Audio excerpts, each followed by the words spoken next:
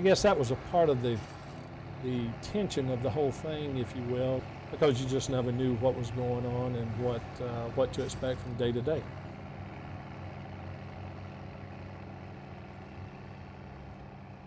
Quan Loi was actually on the Cambodian border, and we consider that our most dangerous convoy.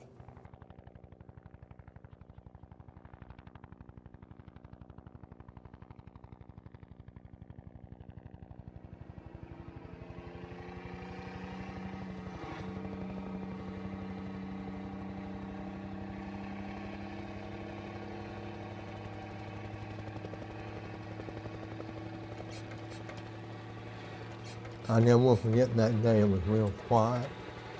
You hear nothing, the leaves or nothing stirring, the wind or nothing.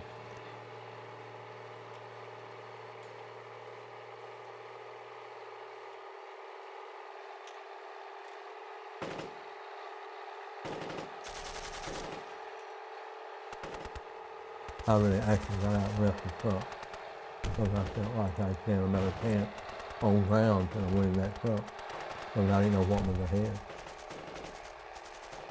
When the ambush took place, Gerald was just quite literally going through ammo in his M16 and pinned some people down. I think he was awarded the Medal of Valor for that also.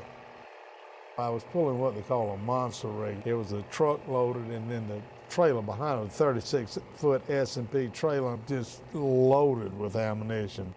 I was in the convoy commander's Jeep. Walt Larson was the company commander, he was lieutenant. Jimmy Norman was the driver. We knew something was wrong here. And we started hearing the chatter on the radio too, so we knew what had happened. We was trying to get there. And we were probably 2 miles behind.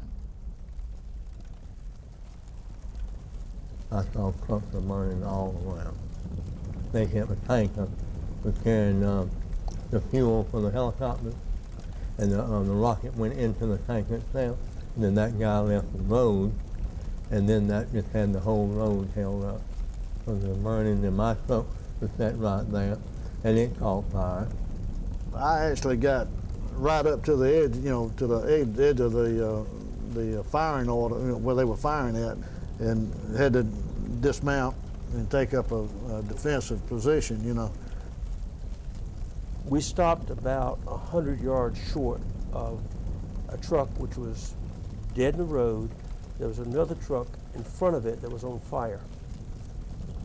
I decided I was going to see if I could move the back truck. It was loaded with ammo.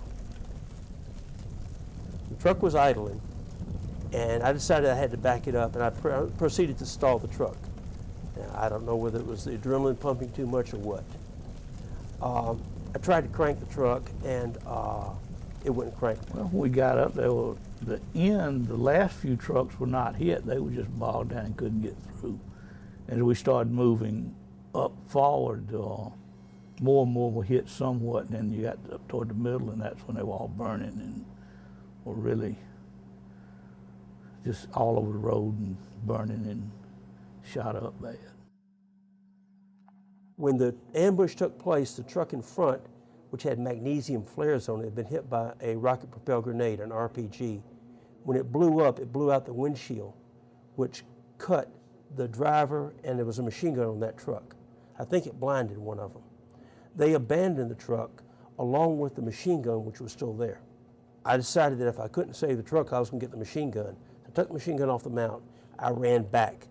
I think I was being shot at then. I do not know really. I ran. I'm not that fast a runner. I was fast that day.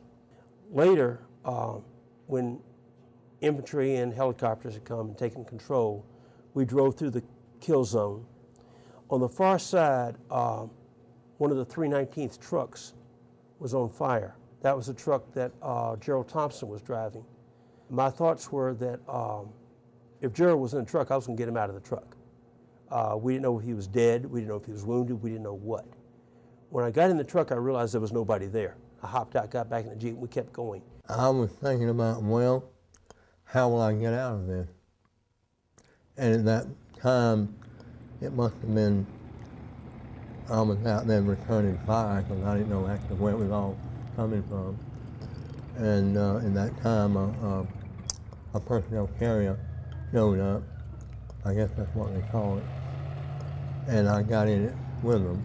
And I saw, at least, as well as my memory goes, 3 helicopters that were shot down, 4 or 5 armored personnel carriers on the side of the road that were disabled, 1 M60 tank that was down.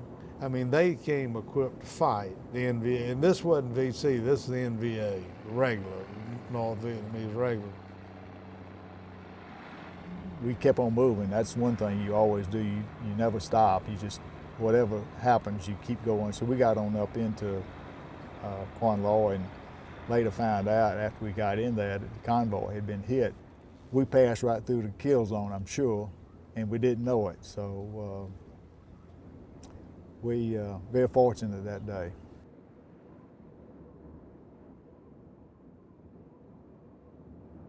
We had one guy that was missing, Gerald Thompson. He was from Augusta. He was with us, and everybody was real concerned about him. And when we got back to the motor pool late that evening, we were waiting in the motor pool to find out what had happened to Gerald.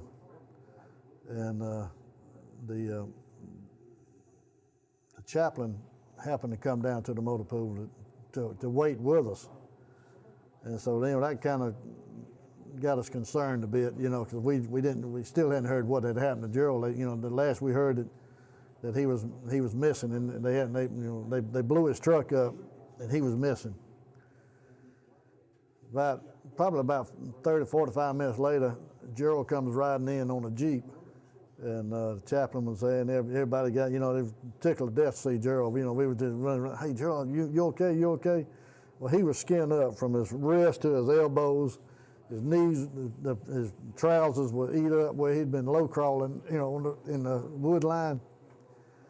And the chaplain was standing there, and Gerald didn't realize the chaplain was there, and everybody asked, well, Gerald, you okay? He says, yeah, the SOBs like to got me. He looked up and saw the chaplain. He says, oh, I'm sorry, chaplain. He said, but they like to got me.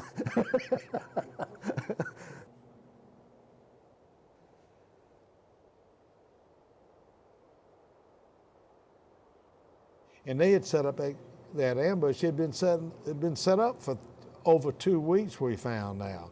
I mean, they had been waiting for a big convoy to come by, and this was a big one.